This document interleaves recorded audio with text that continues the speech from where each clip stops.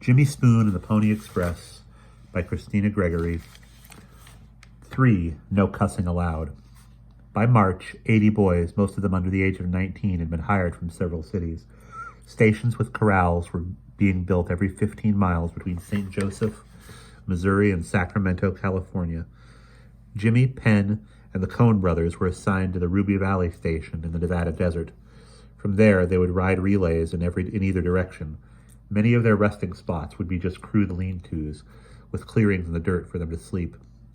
The morning before they were to leave, Jimmy found his mother hanging laundry on the line out back. When she saw he wanted to talk, she removed the wooden clothespin from her mouth and touched his hair in the affectionate gesture mothers have for their son. "Ma, I know you don't want me to go." "True," she said. "Guess I'm afraid you'll not come back to us, Jimmy. I already missed out on some of your growing up."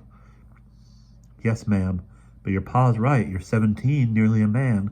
Why, someday you'll marry and be away from us anyhow." Mrs. Spoon gazed toward the towering Wasatch Mountains, whose snowy ridges looked close enough to touch.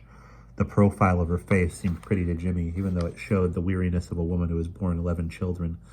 He wanted to throw himself into her comforting arms. "I've been thinking about that too, Ma. Mr. Majors says I'll be riding across Shoshone trails.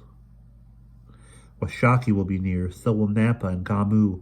Maybe old Mother will be traveling with them, too. I miss her, Ma." Tears came to Mrs. Spoon's eyes, but she smiled. "Jimmy," she said with a sigh, "every day I thank our good Lord for old Mother taking care of you those years and loving you in my absence. I'm pleased you honor her." Jimmy looked at the puddle by the well. 6 ducklings splashed their wings for a bath, peeping loudly. He wished he could feel as lighthearted. "Mother, there's something else." She looked at him. "Nahani?"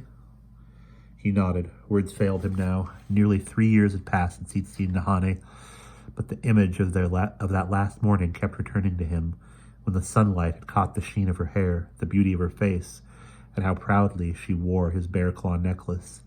Jimmy was sad to leave her. He hadn't wanted to return to his white family, but rumors of war made him think he must. Each week that had passed, he thought of her, though the memories were beginning to fade. Now, for some reason, the pleasant scent of Lillian Zimmerman's perfume confused Jimmy. He longed for something he didn't understand, and his longing made him anxious to see his Indian family again. Mrs. Spoon tenderly drew Jimmy to her, then held his shoulders. She could see the faint shadow of the mustache, and how his jaw was looking more and more like his father's.